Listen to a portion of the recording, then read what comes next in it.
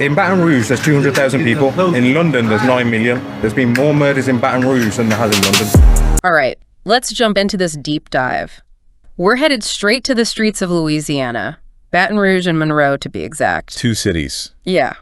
Really struggling right now. Yeah. With some of the highest murder rates in the state. Exactly. And we've got this powerful documentary-style video you guys send in, filled with interviews with residents, right there in the thick of it. Wow. It's raw, it's unfiltered, and honestly kind of unsettling at times.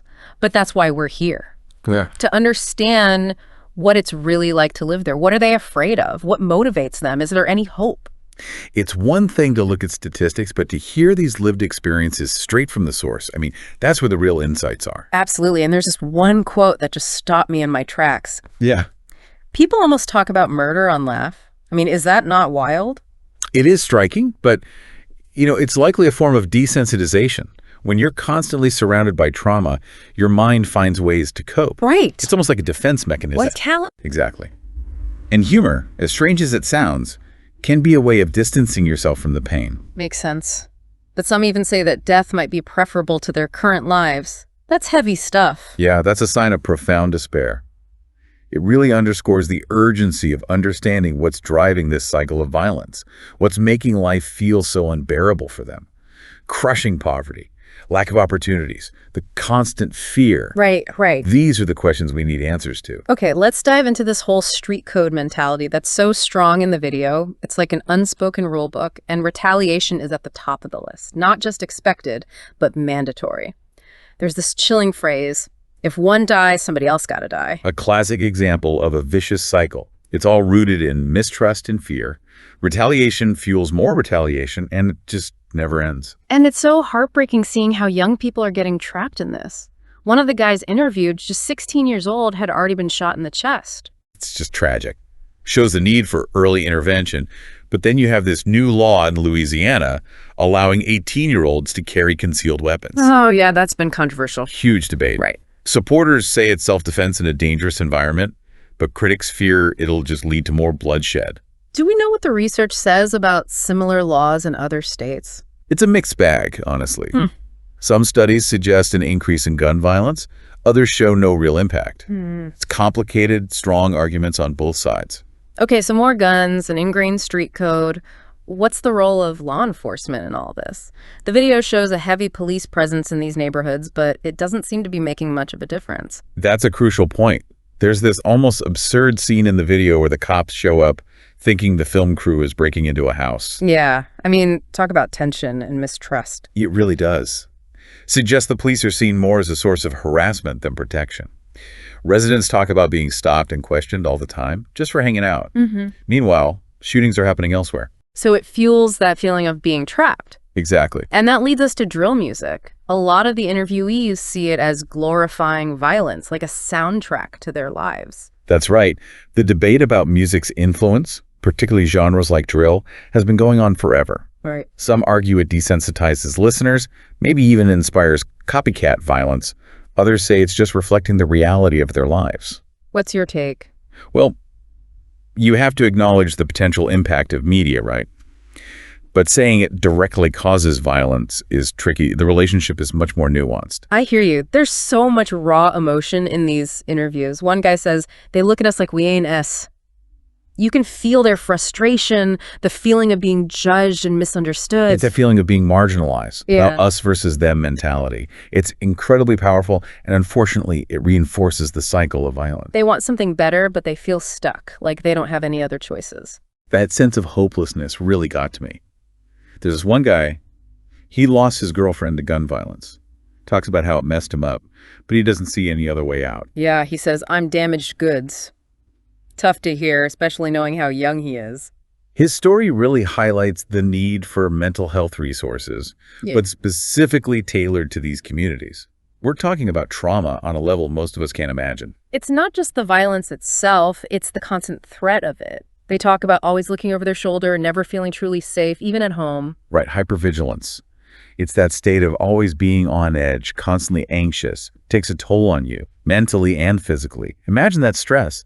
never being able to relax. There's this scene where they're asked if they ever go to parties, and one guy says it's too risky, someone could start shooting. It's like their world is shrinking, defined by fear. Exactly. And that isolation makes them feel even more trapped.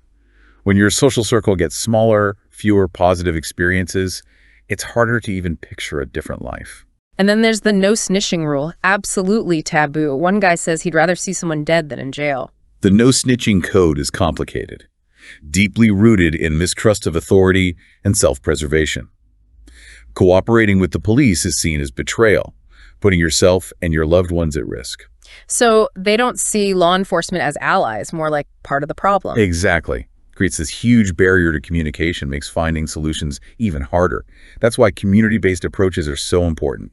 Initiatives that come from within, built on trust, shared experiences, those are more likely to work than anything imposed from the outside. The video also touches on the bigger societal picture. Some feel like the system is rigged against them, especially along racial lines. One guy compares how Black communities are labeled as gangs, while white perpetrators of mass shootings are viewed as individuals. It's a powerful point.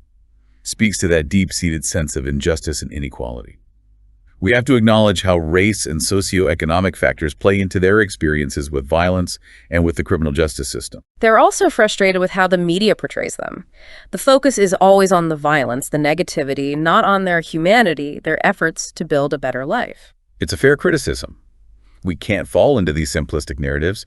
These communities are complex. They're good people trying to survive, to make positive changes, and we need to hear their stories. One of the guys actually challenges the filmmakers, asks why they don't talk about police brutality or school shootings. Raw emotion, anger, frustration. It just shows how important it is to acknowledge the bigger issues contributing to these cycles of violence. Systemic racism, poverty, lack of opportunity, easy access to guns. We can't ignore them. They feel unheard, unseen, like their pain doesn't matter to the very society that's judging them. That's why giving them a platform is so crucial. Create a space for open, honest dialogue. They deserve our empathy, our understanding, and our commitment to finding real solutions. There's this constant struggle they're dealing with, wanting a better life, but feeling trapped by a system that seems designed to hold them back. It's heartbreaking. It really speaks to the human cost of violence, how it eats away at hope, limits possibilities. But change is possible. It takes support, resources, and a belief in people. One guy is asked if he regrets getting involved in this lifestyle, and he says, "You can't regret nothing before you get out here." It's like he acknowledges his choices, but he's also pointing to the factors that led him there. It's so complex. Yeah. We can't judge choices without understanding the context, the systemic factors, the lack of opportunities, the pressure to conform. Another guy mentions his mom isn't around anymore. You wonder how many of these kids are missing that crucial support, that sense of safety and belonging that could have steered them in a different direction. The impact of childhood trauma, of loss, it's huge. Without those support systems, navigating life's challenges becomes incredibly difficult, especially when you're surrounded by violence. He even describes how, as kids, they used to steal candy and hide from the cops in canals. What a childhood.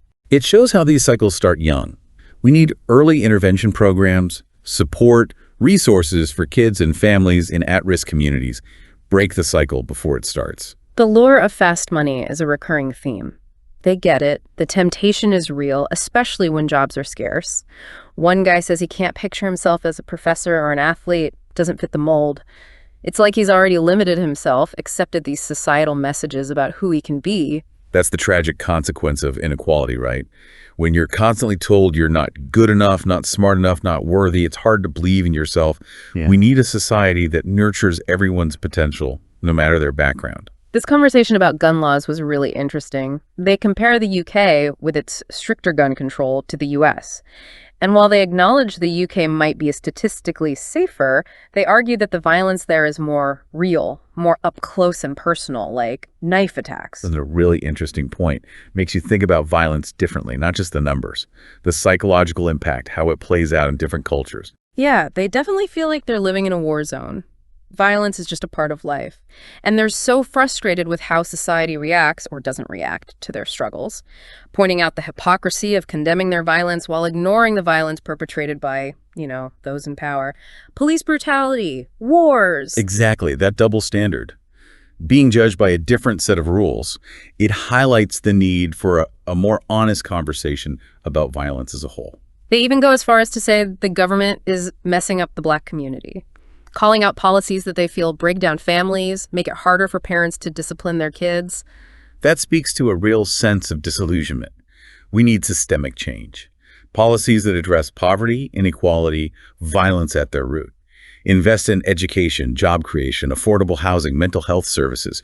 Create a society where everyone has a real chance to thrive. There's this one guy who says, you never know, though. You're just saying, like, what if somebody else off another person's perspective is saying I'm too ruthless? It's like he's begging people to see him as a human being, not just a stereotype. It's a powerful reminder to check our own biases. See individuals, not just products of their environment. Everyone has the potential to change, to grow. And there are glimmers of hope. He talks about organizing toy drives for Christmas, turkey giveaways for Thanksgiving. Even in the midst of all this hardship, they want to give back, to make a difference. It's that resilience, that human spirit, compassion and generosity, even when facing adversity. There's always hope, even in the darkest of places. Another guy mentions wanting to be a rapper, but also staying connected to his community, taking care of his people, using his talent to uplift those around him. That's agency.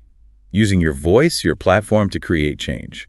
Art and creativity can be powerful forces for healing and transformation. This has been quite a journey. This video gave us such a raw and honest look into a world that most of us will never know firsthand. It's forced us to confront some tough realities about our society. Documentaries have that power, don't they? Yeah. To expose hidden truths, challenge our assumptions, start important conversations. So where do we go from here? What do we do with this knowledge? It's the big question, isn't it? There's no easy answer, no quick fix. But I think it starts with listening. Really listening to the voices of those living in these communities, understanding their perspectives, their struggles, their hopes. Only then can we work together to find real, lasting solutions. Powerful words. Thanks for taking this deep dive with us. And to you listening, we leave you with this. We've seen the cycle of violence and distrust. What concrete steps can we take to break it? How can we create a safer environment for everyone in these communities? What role can each of us play as individuals, communities, and institutions in addressing these complex issues?